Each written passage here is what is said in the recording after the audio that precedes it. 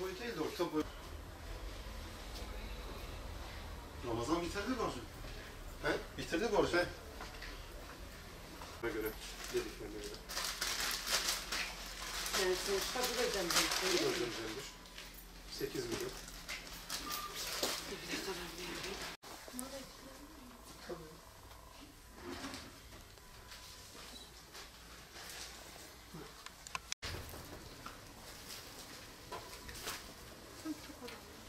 Efendim? Boyutu değil mi? Efendim?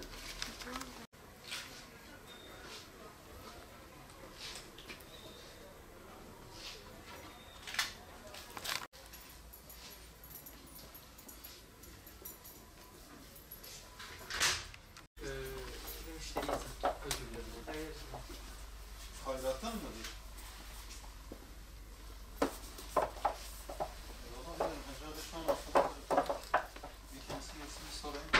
Pandemi sürecinde hafta sonu tatil 9'dan sonra mesela insanlar evlerinde dışarı çıkamıyorlar. Yani bunu kullanabilseler en azından televizyonla, internetle vakit geçireceklerine yani kitap okusalar yani onlar için çok daha hayırlı olur diye inanıyoruz yani. Hepimizin malumu yani sosyal medya, internet, televizyon şu anda her şeyin üstündedir.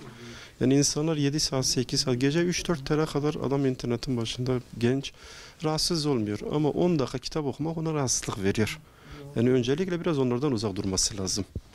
Yani mesela vaktin büyük kısmı yani daha çok televizyonda ve internete geçiyor. Çocuk kitapları da var da yani önce ebeveyn okuyacak ki çocuğu okutacak. Yani okumayan bir ebeveyn çocuğuna oğlum kitap oku, kızım kitap oku çok faydalıdır derse yani bir kıymeti yoktur. Yani önce ebeveynin bunu yapması lazım. Yani mesela ailelerin bir kitap okuma saatinin olması lazım. Hep beraber oturup yani anne, baba, kız, çocuk hepsinin kitap okuması lazım. Yani tek taraflı olmuyor ya. Yani mesela baba eğer internette vakit geçiriyorsa, televizyonda vakit geçiriyorsa yani hiç kusura bakmasın o çocuk da kitap okumaz yani. Önce yani sorumlu olan insanlar görevlerini yapacaklar ki ondan sonra insanlar, evlatlar da onlara bakacak. Yani mesela namaz kılmayan bir adamın oğluna oğlum namaz kıl demesi ne kadar anlamsızsa kitap okumayan bir anne babanın evladına kitap oku çok faydalıdır demesi de o kadar anlamsızdır. Yani önce biz örnek olacağız. Ondan sonra da onlar da bizim yaptıklarımızı yapacaklar. Kitaba yeni başlayan bir insan için romanla başlaması lazım. Ama daha ileri aşamadaki insanlar mesela ilim kitaplarını okumaları lazım. Özellikle tefsir olur, fıkıh olur, yani İslam tarihi olur. Bunları okumaları lazım. Yani bu da bir fırsattır yani şu anda insanlar gerçekten kitap okumak isteseler yani bu hafta sonu onlar için büyük bir fırsattır. Ben herkesin yani bol bol kitap okumasını istiyorum.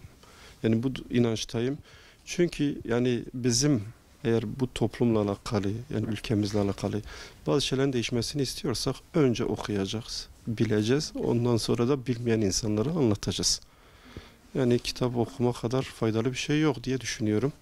Yani insanlar kitap okumaya alıştıkları vakit yani okumayınca rahatsız olacaklar. Yani bunu görecekler. Bizzat yani bunu düzenli bir hale sokarlarsa yani herkesin bol bol kitap okumasını istiyoruz. Yani kitaplarımızda bizim sürekli kampanyalarımız var. Yani cilt kitaplarında %45, %50'ye kadar. Normal diğer kitaplarda da %30, %35'e kadar zaten kampanyalarımız var. Yani kitap okuma oranı çok düşüktür. Yani özellikle yani bu bölgenin genelinde.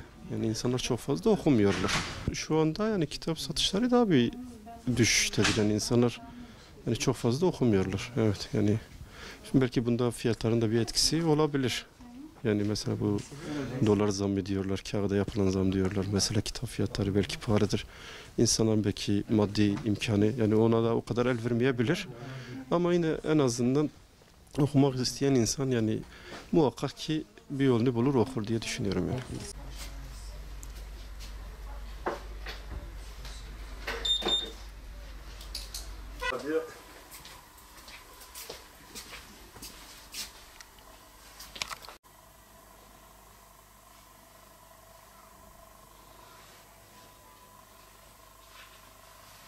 Kitap satışları şu an durmuş vaziyette. Hani bu pandemiden dolayı hani biz insanların daha fazla kitap okumalarını düşünürken yani bu tam tersine döndü daha doğrusu. Hani bunu da biz genellikle dijital aletlere bağlıyoruz. İşte akıllı telefonların çıkması, tabletlerin çıkması, bilgisayarın çıkması. Hani yeni nesil biraz daha teknolojiye yönelik olduğundan dolayı kitap okumalarda yani bir düşüş var daha doğrusu. Yani ondan dolayı kırtasiye sektörü bu pandemi döneminde yani bayağı bir mağduriyet yaşıyor diyebiliriz.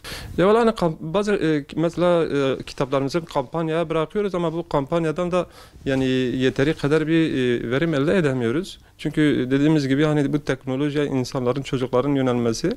Hani mesela çok veli buraya geliyor, mesela velileriyle görüşüyoruz. İşte diyor ben çocuğumu telefondan alıp koyamıyorum, bilgisayardan alıp koyamıyorum.